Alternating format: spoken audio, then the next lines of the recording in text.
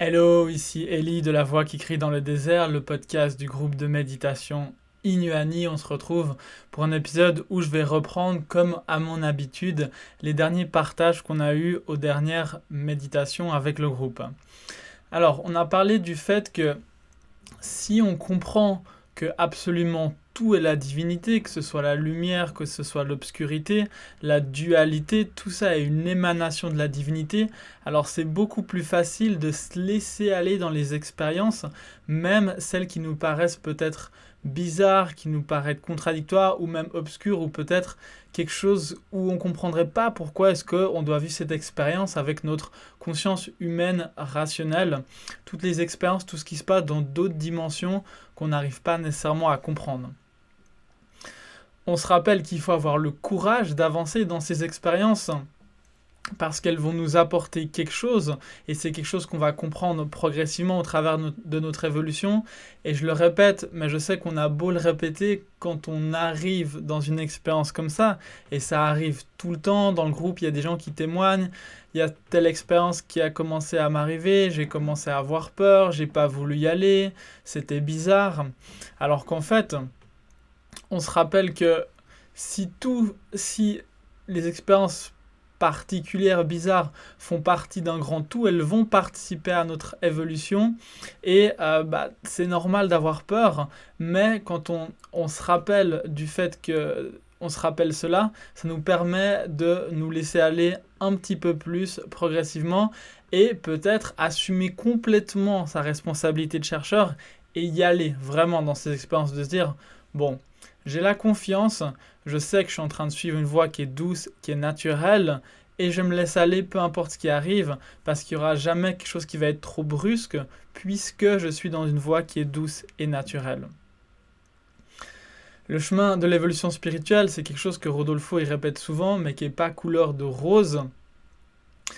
Et quand on vit des choses, il faut être reconnaissant envers la divinité, de faire son mieux, de ne pas bloquer, d'avoir de la gratitude, déjà de ressentir quelque chose, parce qu'il y a des millions de personnes qui ressentent rien pendant leur méditation, qui aimeraient ressentir quelque chose, mais qui ressentent rien. Alors rien que le fait de ressentir quelque chose, faut avoir de la gratitude pour ça. Et essayer de son mieux à pas trier ou à pas faire attention aux expériences. Est-ce que je vais là-dedans? J'y vais un petit peu? Est-ce que j'y vais complètement? Non, tout ça c'est notre mental. Alors que si on est un vrai disciple de Dieu, on doit assumer sa responsabilité d'évoluer et on y va. Et bien sûr, je parle aussi pour moi parce que on a plusieurs parties de nous-mêmes, des parties qui sont en contradiction, des parties qui veulent y aller à fond, d'autres parties qui ont peur, d'autres parties qui ont des doutes. Et tout cela, c'est le grand jeu, essayer d'être le plus honnête, le plus transparent possible dans sa recherche spirituelle qui vient de toute façon de plus en plus naturellement avec le temps. Pourquoi est-ce qu'on vit des expériences désagréables? Il peut y avoir plusieurs raisons. Des fois, ça peut être une guérison, par exemple.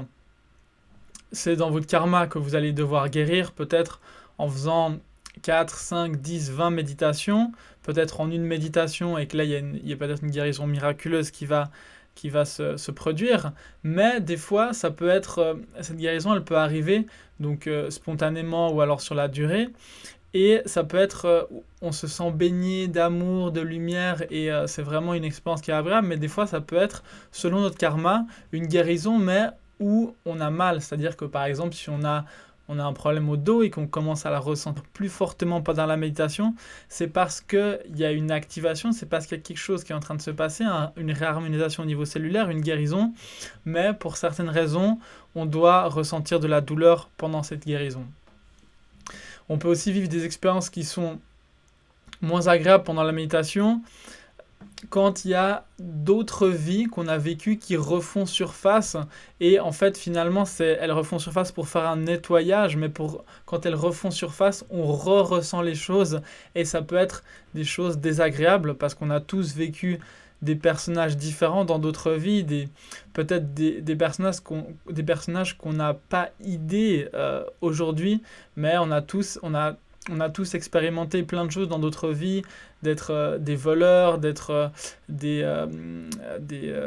peut-être des tueurs, peut-être tout ça, enfin, c'est des choses qu'on a fait et que du coup, elles ressortent de cette fameuse boîte de Pandore de nos différentes vies où on garde certaines choses qui ressortent et on les nettoie au travers de la méditation.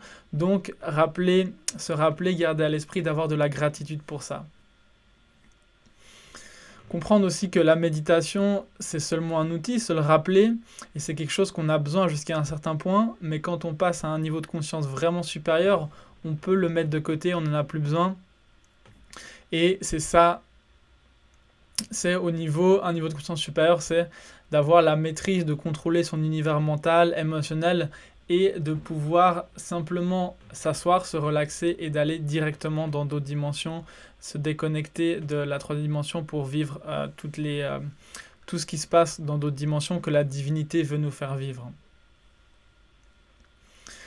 Le fait de ne pas ressentir quelque chose pendant la méditation, ce dont je parlais tout à l'heure, il y a beaucoup de gens qui veulent ressentir des choses, c'est une épreuve, peut-être même une des plus grandes épreuves.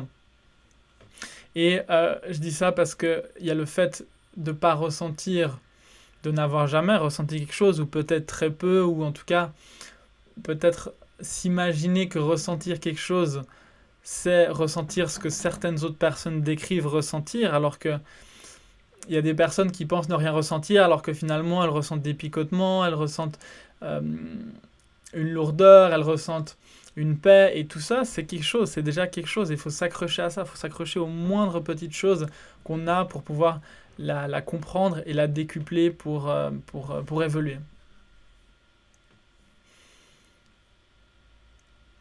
Par contre, c'est différent si à un certain moment dans notre parcours, on arrête de ressentir quelque chose. La divinité, elle est en train de nous tester pour savoir si on veut continuer, mais aussi se rappeler que si on ressentait et qu'on ressent rien, il y a une raison. Pourquoi est-ce qu'il y a quelque chose qui s'est éteint en nous? Qu'est-ce qu'on a fait? Est-ce qu'on s'est éloigné consciemment ou inconsciemment de notre propre chemin spirituel? Qu'est-ce qu'on a fait pour ça? Est-ce qu'on a douté de quelque chose? Est-ce qu'il y a des choses qui, dans notre conscience humaine, on n'était pas en accord avec certaines choses? Tout ça, ça va faire que consciemment ou inconsciemment, on va prendre de la distance, on va reculer. Rodolfo, on sait que dans la dualité, il a un niveau de conscience qui est supérieur. C'est pour ça qu'il peut être notre guide, qui nous aide et qu'on vit des expériences au travers des inductions, de l'énergie qu'il canalise. Mais le fait qu'il a un niveau de conscience supérieur, ça ne le rend pas supérieur aux autres, ça ne le rend pas supérieur à nous. C'est quelqu'un de normal, simplement à la différence que lui, il sait, il est conscient, mais le fait de savoir, ça ne le rend pas supérieur, ça le rend juste quelqu'un qui sait. Au fond de nous, on est tous, et lui il sait justement qu'au fond de nous, on a tous cette étincelle divine, et cette étincelle divine, elle est la même pour tout le monde. Enfin, elle n'est pas la même pour tout le monde, mais elle est au même niveau, on est tous au même niveau. Mais dans la dualité, on a des voiles, des choses qui nous empêchent de voir ça, ce qui fait qu'il y a des niveaux de conscience qui sont différents. On parle aussi d'avoir la préoccupation d'évoluer en même temps que d'avoir envie de guérir, parce qu'il y a des personnes qui viennent méditer avec nous pour guérir, mais d'avoir aussi la préoccupation d'évoluer, c'est important, parce que la guérison, elle vient toujours en conséquence d'un changement de niveau de conscience. Quand on change un niveau de conscience, quand on passe des paliers, il y a un réajustement à tous les niveaux, au niveau mental, émotionnel et physiologique, qui peut déclencher la guérison. Toutes les lumières, tout ce qu'on ressent pendant la méditation, ça fait des transformations qui sont plus ou moins significatives à tous les niveaux dans notre nature. Avant, je parlais d'avoir des doutes, du fait de se refermer, de moins ressentir des choses et faire attention à garder ce qu'on ressent pendant la méditation pour soi comme on garde un bijou. C'est-à-dire qu'on peut partager avec les autres, on peut dire certaines choses, on garde ce qu'on a envie de garder, mais ne pas donner aux autres la validité de ces expériences. Ne pas donner aux autres, j'ai des fois donné l'exemple d'une personne qui vit des expériences au travers de notre groupe et peut-être ces expériences-là vont entrer en contradiction avec certaines croyances qui sont fortes, qu'on a depuis longtemps. et d'aller demander à quelqu'un d'autre qu'on considère qui a une autorité dans le domaine spirituel, son avis. Et on est en train de donner ce qu'on a reçu, on est en train de donner son bijou à quelqu'un d'autre. Et si le fait de le donner, ça nous fait douter, ça nous fait nous refermer, en fait, on s'est fermé, on a arraché ce bijou, on l'a donné à quelqu'un d'autre.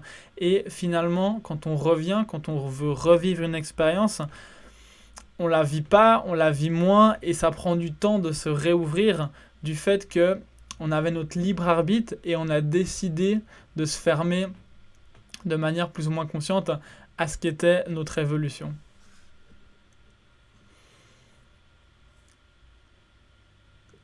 Chaque expérience qu'on vit, on peut la partager après dans le groupe, dépendant de ce qu'on a envie de dire. Si on a envie, c'est pas une obligation, bien sûr, mais on est en train, de toute façon, tout ce qu'on vit, on l'a partagé avec les autres, consciemment ou inconsciemment. Tout ça, toutes les expériences, c'est des petits grains qu'on rajoute dans l'égrégore, où à un certain niveau, l'espace-temps, il n'existe pas, et on est en train de partager tout ça pour nous aider mutuellement, comme une grande toile d'araignée spirituelle, où on est tous reliés pour nous aider spirituellement à évoluer.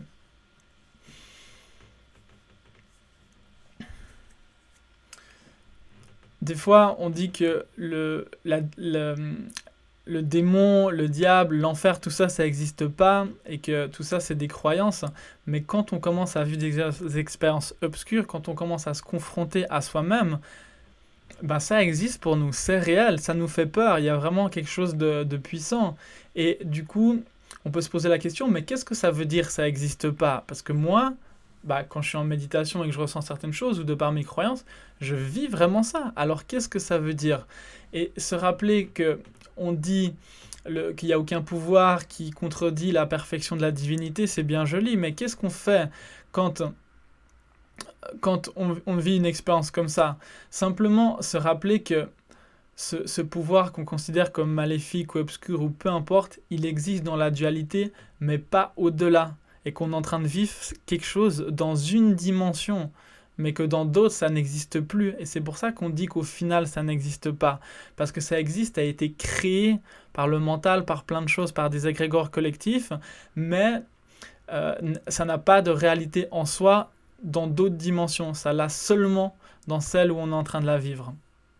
Et c'est ça le grand mystère qu'on doit déchiffrer, qu'on doit pouvoir se libérer progressivement donc de la dualité, du bien, du mal, de ce qu'on considère comme obscur ou lumineux. Tout ce qu'on vit, toutes les luttes, notre lutte existentielle qu'on vit dans la troisième dimension, la lutte pour la survie, la compétition et tout, les émotions qu'on vit, tout ça c'est seulement dans le plan qui est tridimensionnel et duel.